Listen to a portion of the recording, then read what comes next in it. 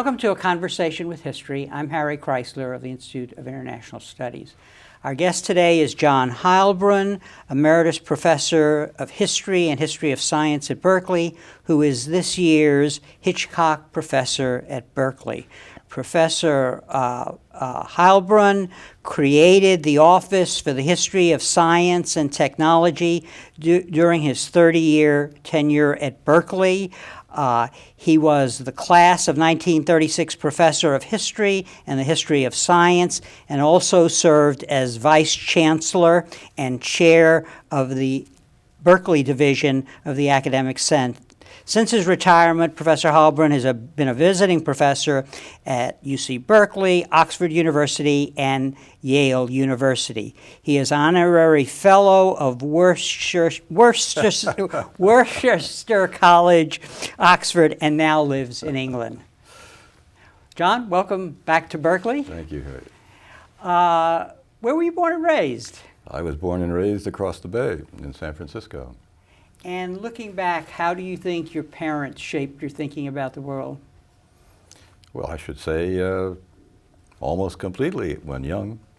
My father was very much involved in civic life. He was an attorney, but he served on the he headed the Board of Trustees of the California State Colleges, now state universities.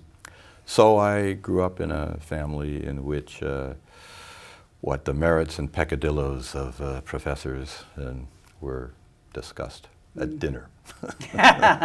and I would assume it was a home with a book-lined library? Yes, yes. And the topics at the dinner table, in addition to the difficulties of dealing with faculty, included? Well, almost anything. My father also was very active in the World Affairs Council of Northern California, of which he was its president for a time. And what else? He was a leading figure in the Jewish community. And so almost anything could turn up at the dinner table. Did you have any teachers as a young person? I know you went to Lowell High School that kind of influenced you in the direction of science? I don't think so. Lowell was and is a very good general high school, so one took languages and history and science, but I didn't concentrate on anything in particular. Mathematics, I did concentrate on mathematics, I suppose, in that I took all that was offered.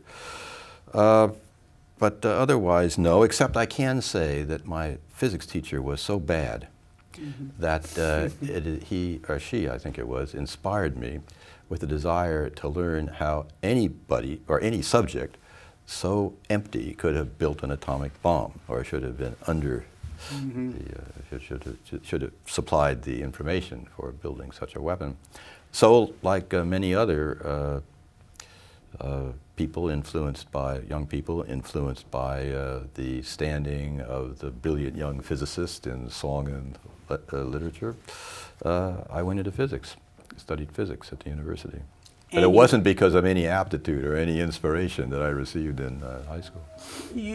So you saw physics as a heroic discipline, basically? Oh, yeah. I mean, I started in 1951. Yeah. And, still, physicists were bathed in this glow of glory.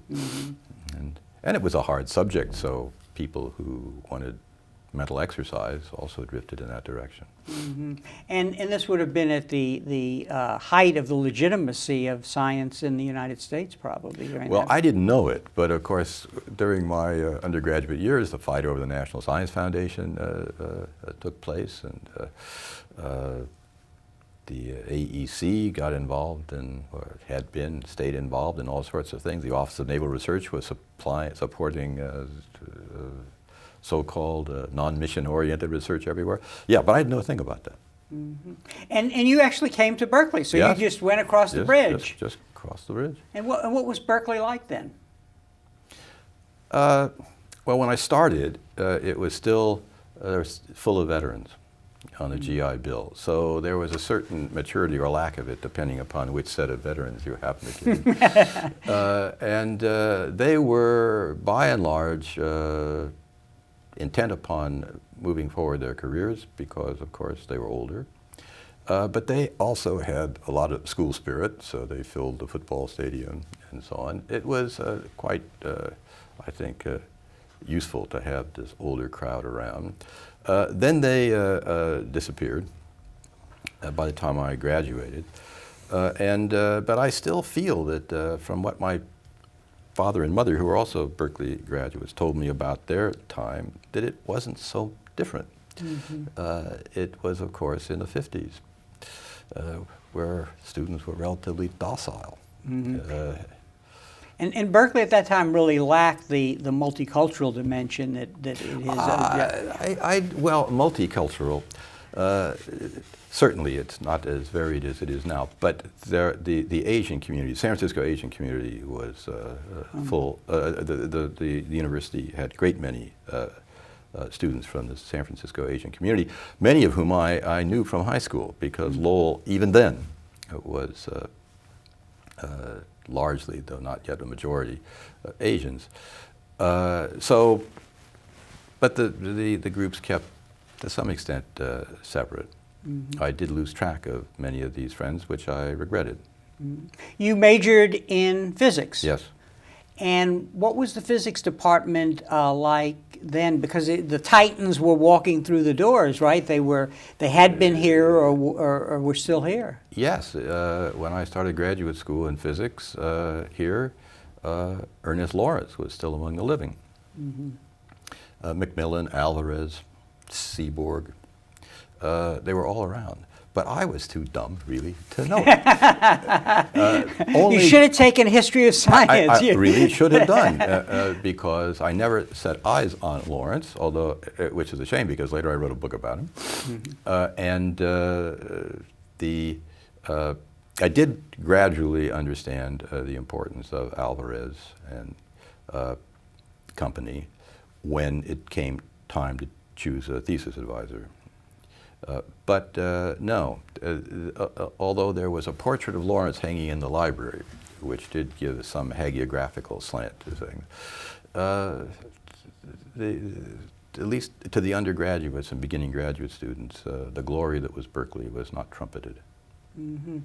And so at what point, before graduation as an undergraduate or after, did you move to the history of science? Did you go to graduate school in the sciences also and then move? Yeah. No, I was a very slow learner, and I was in graduate school in physics for 3 or 4 years when I finally decided. I was working on a dissertation, in fact, when I decided that that really was not what I wanted to do, and. So I went down to the history department. I'd always been interested in medieval history. I went down to the history department to ask whether they would have me. I was referred to the medievalist, and he patted me on the head, almost literally, in an avuncular way, and he said, "Son, go back and finish your degree. The country needs physicists, it does not need medievalists." Oh, dear. Which was certainly true. And so I went back, duly worked more. This medievalist had neglected to tell me there was a person named Thomas Kuhn, just arrived on the faculty, who was fresh from Harvard, and an historian of science, who was desperate for students. So eventually I came to know Kuhn, and then I changed. I'm a little curious about your thought processes in making the switch before you found the place in history. What did you see about yourself and the work that you were doing, or was it the issue area, namely you thought it was more important to put science in the context of history? I wish I could say that, but in fact, as I worked into my dissertation topic, I realized I'd have to know more mathematics, quite a bit more mathematics to do it. And so I thought, as long as I was going to retool, why don't I do it in something that interested me more? Not to save society, not because I felt that physics was going the wrong direction. No big issue at all, just simple desire to follow what appeared to me to be my interests and perhaps a slightly stronger suit than I had in physics. Mm-hmm. Tell me about Kuhn, because I know when the 60s came around and I was here in graduate school, you know, his work was considered so very important in understanding scientific revolutions. How was he as a teacher, and what was his influence on you? Well, he was a terrific teacher if you happened to find something that worked in well with the structure of scientific revolution. And I was lucky in finding such a vein early on. And so he was, for a time, much more interested in my work than I was. And that's wonderful for a beginner. And so enthusiasm, good ideas about where to look for things, a pretty general ignorance about history. He had. He had.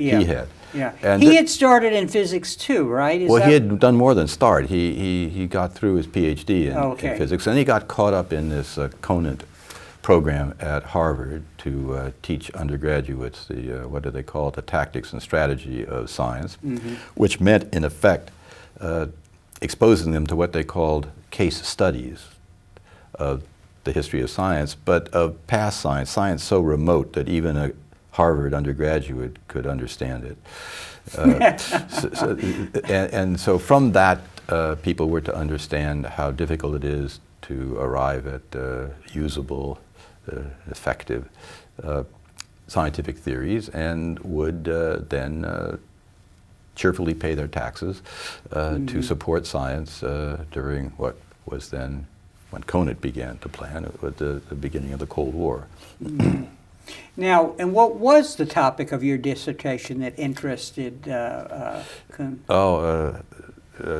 Actually, it wasn't my dissertation. Oh, it was what you were interested in. Okay. No, it's the first set of papers I wrote for him as a student. They had to do with early electricity primarily in the 18th century.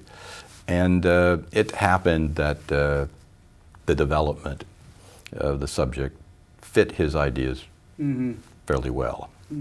And so he was quite interested. My thesis was on the history of the atomic models in the 20th century, quantum theory and things like that, which was an outgrowth of a project that he headed up and I participated in to interview quantum physicists and to collect their documents, letters, records, papers.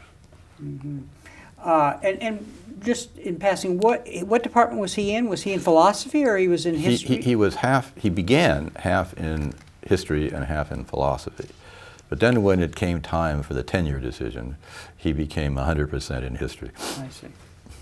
Okay. Let's talk a little about doing history and then the history of science. What do you see as the skills involved in doing the work that you do? Other than patience? Well, yeah, patience, but I was going to ask you about that. But right, because I mean that is one, just to revert to Kuhn for a minute, that's one of the things that he lacked as a historian. He didn't have the metabolism of an historian. Sluggish. And patience is better. Word, yeah. Patience is perhaps better. And the idea of reading lots of documents, many of which are going to yield very little, was not his notion of good fun. So, but what else? I mean, students watching this program, I'm patience. Okay, if you don't have it, don't do it. But I think you need a funny combination of patience and boldness, so that you have to impose your structure on the world. Reading historical documents does not give you history, as you know, and you need to have principles for selection and for organization, which naturally means you're going to leave things out. However, a third point, you have to have respect for the evidence. And some of the things that are written now, and no doubt were always written, but of which I'm particularly conscious now, have some good ideas. And no doubt the writer tries to impose upon the material. But the way of arguing, the way of treating evidence, the respect for the testimony of the past is often lacking. Mm-hmm. So I would say to anybody out there who might be listening, common sense way of arguing is far better often than these fancy methods that are dreamt up in order to limit the materials to suit a certain point of view. So, Harry, if you're going to be an historian, you must cultivate patience. Mm-hmm. You must cultivate respect for the sources. And by respect, I mean not only taking them at face value insofar as you can, but also paying attention to what others have written about the subject. I think that too many beginners think that they should begin with the archives, with the first piece of paper that was written on some such subject. They early learn that that's not possible. Then they go to imposing their will. But you have to read good secondary writers, and you have to know their points of view so as to be able to judge them. But we too, despite what Kuhn said, we historians, we build upon our predecessors. Mm-hmm.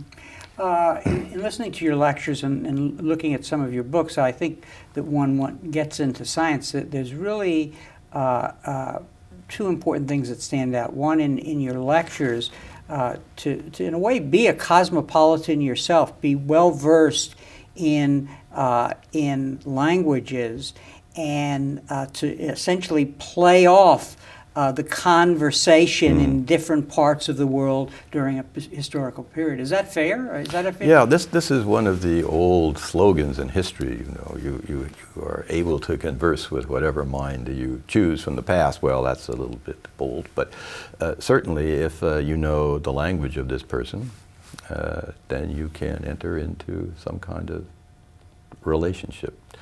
Perhaps a bit of necromancy is required, but you know, that's one of the great treats of history. It frees you time and place, from time and place.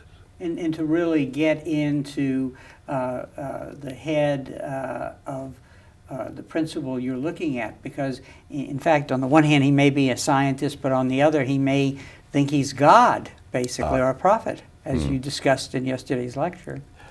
Yes, though I would not presume to get into the mind of anyone who thought himself God. But in fact, one has to, of course, construct the persona of this person with whom you are conversing. And you're not climbing into his head and thinking his thoughts. You are constructing from what remains there may be, which are not necessarily only literary. You know, what sort of paintings did this person like? What sort of music? And so on. But you are constructing an artificial person, and your success depends upon verisimilitude, how you are able to make use of what is known in order to construct a plausible picture, a bit like a novelist, but you're more constrained. And also in the history of science, it's very clear in looking at your work, you really have to understand the technical issues, the struggle with ideas in the science that the figure you're writing about was involved in. It's best to be able to do that, yes. Not absolutely required, yes. But also then to be able to write about it clearly. Because Yes. you're not, you may put down the formulas, but in fact you have to explicate, because the people who may be your primary readers are not necessarily scientifically trained. Well, you're absolutely right. You have your finger on a big problem, which gets more difficult as the science you review comes closer to the present and gets more difficult. That's why I mentioned in the Harvard case studies method, the idea was to use old dead science because it was qualitative and didn't make such great demands upon the students. So, right, how then to inform people in an interesting way about what you have found out about some persons whose science may need some background to understand. Yeah. In looking at your publications, there are 3 biographies of scientists in different periods, or at least of the ones that I sort of looked at. I'm trying to think. Max Planck, Lawrence, and an Englishman named Moseley. And Moseley, yeah. And so, was it a common set of problems and all in digging in and coming to understand them? They had very different life stories, and they lived in very different eras. Right. Well, partly opportunism. So in the case of Moseley, I found a big chunk of letters that nobody knew existed, and that was a lot of fun. Tracked them down in an old Saxon house way out in the country in England. Planck was something the same. I, by chance, happened to find out, well, actually, another project I was working on found out that although Planck's own home and his papers had been destroyed by the U.S. Army Air Force during the war, Second World War, there were great quantities of the letters he had written that had been preserved by people like Einstein and Bohr and von Laue and so forth. So that made another set of material that nobody had worked up before. And as for the third one, Lawrence, that had to do once again with circumstances that made it opportune, reasonable to tackle Lawrence at the time. So I cannot claim any organic unity to that work. In 10 years' time, if I'm asked to reminisce, I'll probably I will have constructed some line that ties them all together. But you can take it from me that there is none. There is none. None, except that I do like the genre. Biography, and I'm engaged in a biography right now, which is about a guy who couldn't be more different from any of those 3, or from myself, for that matter. An Italian who lived from 1663 to 1729, and who, to me, is very interesting because he was an expert at so many things. Who do you see as your primary audience as a historian of science? I mean, I know that you probably want to reach a wider audience than either historians or scientists, but what is the answer here? Well, I've changed, of course, over the years. When I began, I felt, as do many beginners, and rightly, they should write for those who are going to judge them. But gradually I have tried to reach wider audiences, and my test for that is simple. Does my conversation about these subjects interest anybody? And if the answer is no, I realize that I'm probably not going to succeed in attracting a readership. I don't want a great big readership, but I would like to be able to say that at least some of my work has interested and diverted and maybe possibly instructed more than a handful of people. I'm curious about this focus on personality in these 3 biographies.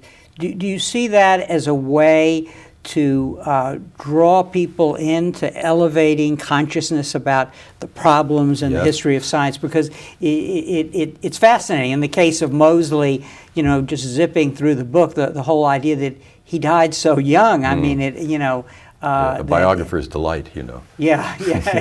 I mean, you could make a romantic 40s movie out of his life. Maybe you could. Yeah.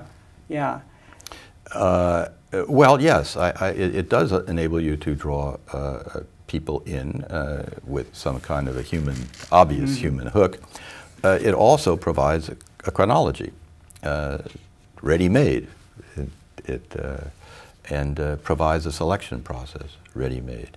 So, in a way, biography is one of the easiest of genres, though I think you do need a little bit of a novelist's touch to create the persona. Was doing the work on Lawrence and the Lawrence Lab easier or harder? I mean, obviously you were here, you knew many of the principals who were still living, Yeah. But the material was all here. Yes. Right. So what was there any particular intellectual problem set that you had to deal with as you got into this material? Well, a little bit, but if I can revise the question a little bit. Oh, please do. Please do. Yeah. Although virtually all the material about the laboratory was here, my interests also had to do with visitors to the lab.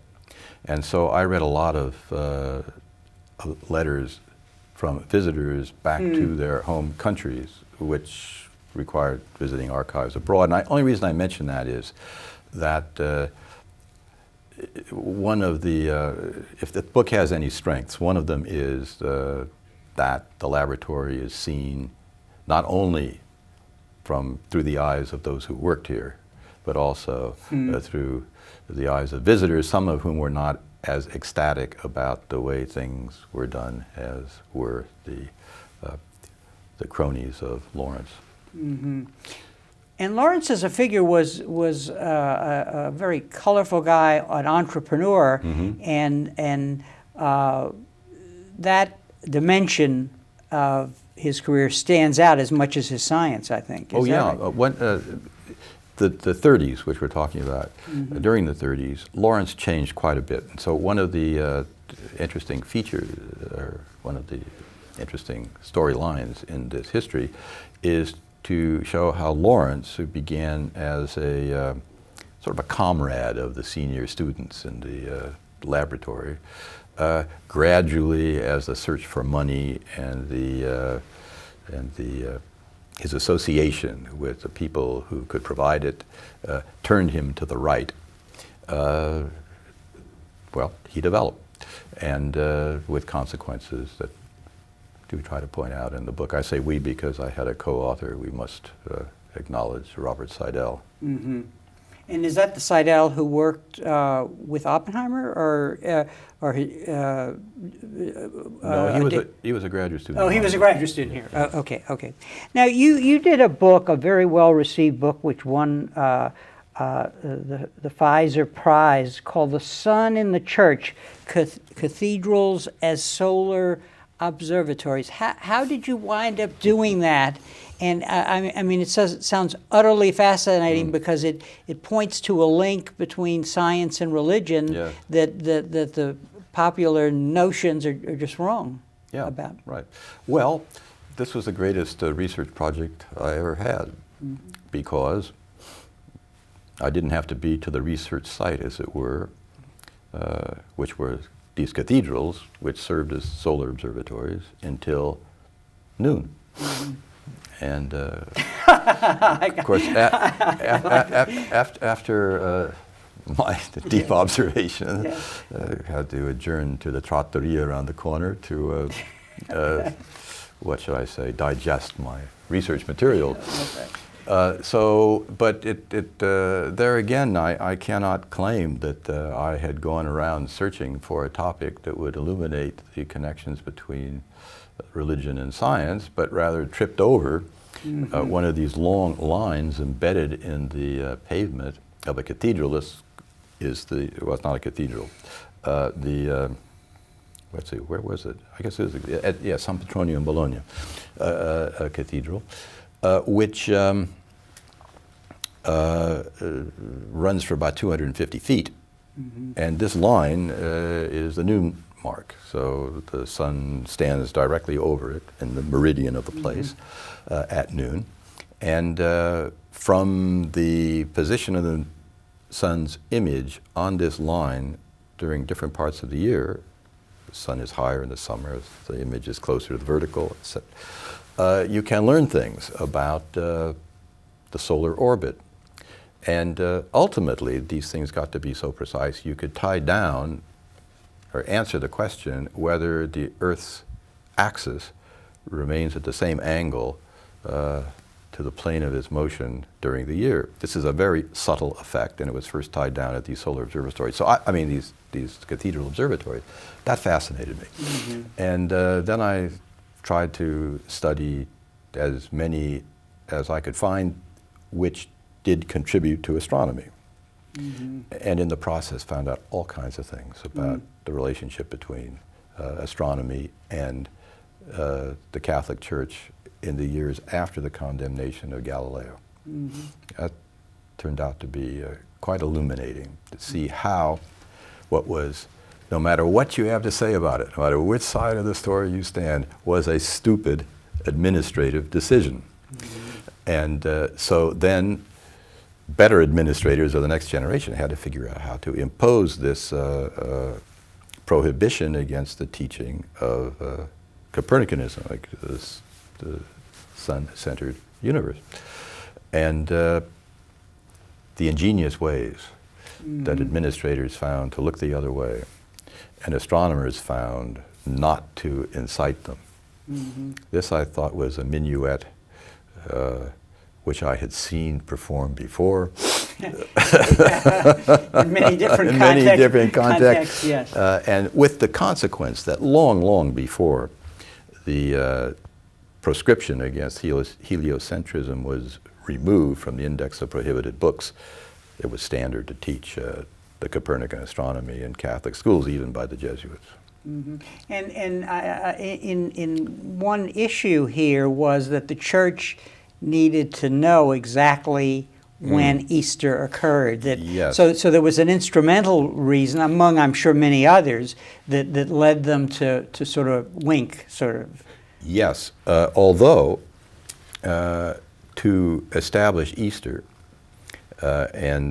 Easter is a lunar solar holiday, and that means the calendrical problem associated with it has to do with bodies that could just as well go around the Earth. One of them does, the moon, and as for whether the sun goes around the Earth or vice versa, it doesn't matter. It's only when you get the planets into the story that Copernicus is so much better, clearer. Anyway, so you didn't have to go to a new astronomy, but you had to use astronomers in order to tie down the parameters that would give you the basis for calculating Easter more exactly. And astronomers were interested in the newest astronomy. So you were having to deal with people who whose interests would naturally cause them to pay no attention to your prohibitions. Also, I should say that the same people who would be interested in calendrics, who would be interested in astronomy, whether new or old, were also the guys on whom you would call to repair the church. Because applied mathematics included astronomy, fortification, canalization of rivers, hydraulics, navigation, astrology, whatever you want that applied mathematics. And they were, of course, necessary for the upkeep of the church's fabric, buildings, and also surveying the domains, keeping control of the rivers. One of the most frequent things that mathematicians in Italy did in the 17th and 18th century was to advise various governments on how to control the rivers. You, during your career at Berkeley, became the Vice Chancellor, to a very important role on the campus, namely the top academic officer and the person who really runs the campus. You brought a unique perspective as a historian of science, or did it matter? So I guess what I'm trying to ask you is, did being a historian of science, was that a good thing to have under your belt when you undertook the role? Well, I think it was useful in that I could speak out of both sides of my mouth. I have the vocabulary that enabled me to talk to at least some scientists and to some humanists, including historians. And that was a benefit. It was a most interesting experience, and I think if I can refer back to my interest in how administrators in the Catholic Church handled the proscription we were speaking about a minute ago. I think that was, that interest arose from my own academic administrative responsibilities. So that has proved, that proved useful to me in other approaches to history. So I recommend that if you can do it, take on some kind of administrative role and find out what other people really are like. So okay, now I want to understand this. Now, there are two things that stand out both in your lectures and here, and in our conversation. You have a real sense of whimsy, and then you're now talking about the limits of what can be achieved in organizations because of the way people are, human nature and people's interests and so on. So where did that come from, your study of history, or was there a synergy between those studies and what you were learning as an administrator? Well, I'd like to think there was. Mm-hmm. And yes, perhaps there was. Mm-hmm. The recognition that institutions, though they may have a single name, contain a lot of different disparate elements. And if you apply that insight, which you don't have to have been an administrator to have achieved, to the Catholic Church, you don't go around saying the Church did this, the Church did that. You know perfectly well there were Franciscans and there were Dominicans and Jesuits and the Vatican and the cardinals all go in different directions and so forth, so that the decisions that it finally reached, that is the Church, the Catholic Church finally reached, were often negotiated ones. So an awareness of the complexity of institutions, right, and right, and of course then there's geographical differences. As Vice Chancellor, was there ever a time where you sort of concluded that you were really learning something about the organization of science that you had not known as a historian or had not come across in your previous work? Yes, I think so. You learn various things of great importance. For example, who wrote the memo? You know, you have a conversation with somebody about something that needs to be done, and you agree what is to be said, and then the other fellow goes and writes you your memo, to which you then respond to. So I learned that you can't even tell from the signature who had the principal input into a document. It might very well be the recipient and not the sender. I learned any number of things, which I probably should not disclose. But one of the things I learned about was that our faculty, whose minds are so vast, they encompass the universe, are generally unable to understand the concept of overhead. And so one of the most interesting parts of my job was trying to explain to a disbelieving faculty that they did not own the overhead recovered by the university on their research grant. Yeah, we should explain to our audience, when you get say a federal grant, there is a charge put on the grant which the university gets because of its costs in running the university. That's it. Right. Which when I was here was a little under 50%. We just interviewed Donald Kennedy yesterday, and this topic came up, so it must be something dear to the hearts. Is there, in your role as Vice Chancellor, what was your biggest challenge, basically? Was there one particular problem that you had to deal with that stands out in retrospect, or that was a problem of the particular time, when you were the Vice Chancellor? Well, I think we had a lot of problems, but they were, many of them, of the standard kind that can't be solved, just ameliorated. But they were to some degree intensified by the the fact that during the 4 years I was Vice Chancellor, our state budget was cut regularly each year. Now, that's bad, but it's not all bad, because if you have to make deep enough cuts, then you have to make decisions. And I think that although that was probably the toughest thing we had to do, nonetheless it was, in some sense, the most creative. When everything is going very well and this year you're incrementally better than you were last year, you don't go back to anything like zero-based budgeting. You just let things go.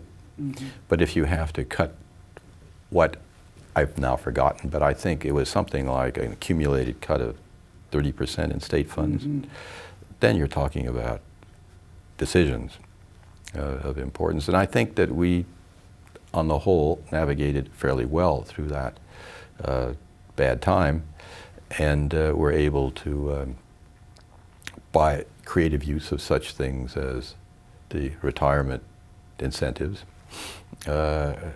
which enabled us to switch some monies about, managed to get through without doing real damage to the program, instructional and research program of the university.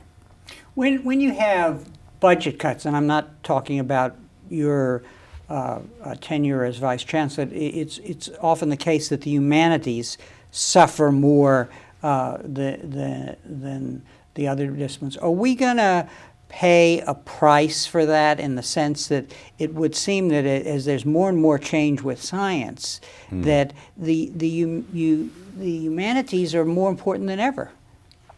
Well, that would be my position. The question whether the humanities are more vulnerable to budget cuts or not, this is not so easy to say, because the overhead in the sciences, having to do with laboratories and so on and so forth, does in some respects make it more vulnerable. When all your money is in salaries of tenured faculty, it's hard to save anything without closing down a department. If you ever try to do that around here, you will know that there are some causes that are truly hopeless. Yes, but not perhaps they're more vulnerable, but because they're loaded on here on tenured faculty, there isn't much you can do, except not to fill vacant slots, which is one of the things that we did. We just let openings accumulate and use the salary savings for programmatic purposes. But the other question would be something like, does the growth of the engineering side of the natural sciences, engineering applications to natural sciences, and business on the campus threaten the health of the humanities, in which I include history? Well, I'm glad to say I'm not close enough an observer of what's going on at Berkeley at the moment to offer any kind of definitive answer. But I would think that from a general point of view, you could not help but worry. One of the problems here, I believe, is that the humanities and the more humane social sciences are not sufficiently aggressive. Getting back to the history of science and this whole question of the humanities and the situation we find ourselves in today, why is the history of science important for science? Yes. Well, I think the history of science is important for science in the same way that history is important for everybody, for society at large. History of science may be of greater interest to scientists than the history of Greece or something like that. But maybe not. I know lots of scientists who would far rather read the history of the Middle Ages than of than the history of science during the 19th century, which to many of them is as distant as the Middle Ages. But it's history that one ought to read and ponder and use to take distance from one's own immediate position, and perhaps such study might render one less arrogant and less confident that the solutions of all time are to be found just right now by our generation. A certain amount of humility is often engendered by a study of history, often not, to be sure. But so I wouldn't say that the history of science provided anything in the grand picture for a scientist more than history itself, and maybe history, general history, would be even more useful. However, as a pedagogic tool, I think that the history of science has much to offer that has not been capitalized upon. For example? For example, the standard textbook presentation, which tends to be axiomatic and by principles, I mean, not necessarily formally axiomatic, but it's arranged in some sort of logical order, does not reach all minds. Some people find it much easier to digest information in the same way, almost, in which it was found. And if not that, some sort of combination of a wider approach to the subject matter and the more principled delivery of knowledge, which is now possible. And another thing is it can be psychologically very encouraging or reassuring for students to find out that Galileo or Bohr or Maxwell didn't come to their theories in a flash of genius, but rather worked very hard on them and faced problems that were just the same problems that the undergraduate today has to struggle with. So I've had some moderate success in teaching people quantum mechanics by showing, by bringing them back to the problems that caused people to invent it in the first place. And to show that these inventors had terrible problems, and sometimes exactly the same problems that the student today has. Thermodynamics is another good case where an historical approach can be useful. I don't say it's useful for everything, but only that it is an unmined source.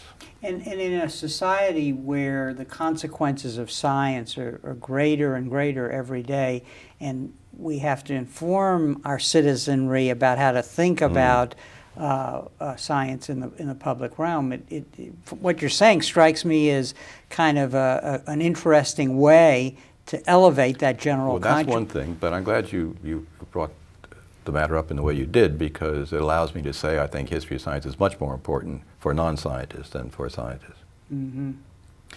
And that's one reason I try to write a little bit more broadly. If students were watching this interview, how would you advise them to prepare for the future, whether as a historian or not? I mean, is there some lesson that we can draw here about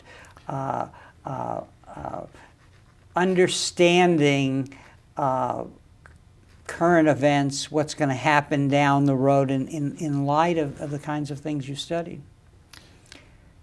Well, I mean, I'm not going to set up as guru in the I see. But this is your guru moment. This is my guru. No, I mean, I all I can do is to fall back on platitudes that have been around since the time of Cicero, you know.